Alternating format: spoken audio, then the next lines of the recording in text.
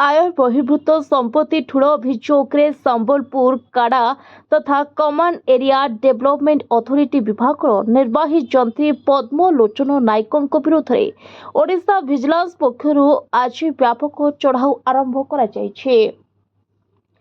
स्वीकृत 8 अधिक संपत्ति ठूल करिथिबा अभियोगरे संबलपुर विजिलेंस स्वतंत्र विचारपति जारी करा जायथिबा सर्च वारेंट बଳରେ एही चढ़ाऊ करा जायछि।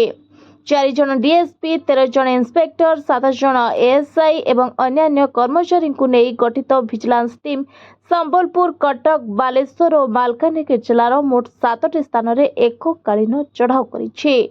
चढ़ाऊ होइथिबा स्थानगुड़िक मध्य संबलपुर धनुपाली स्थित भड़ा घर, कटक विद्याधरपुर अंचल रे थिबा 3 महला विशिष्ट घर, बालेश्वर जिला बस्ता थाना अधीन मुखाली स्थित 2 महला विशिष्ट घर, संबलपुर धनुपाली रे थिबा कार्यालय प्रकोष्ठ एवं तांको सहयोगी कटक और कालीमेला स्थित बासभवन रहिछि।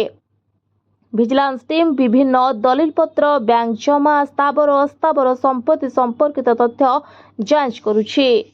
Bureau report, voice of Odisha live.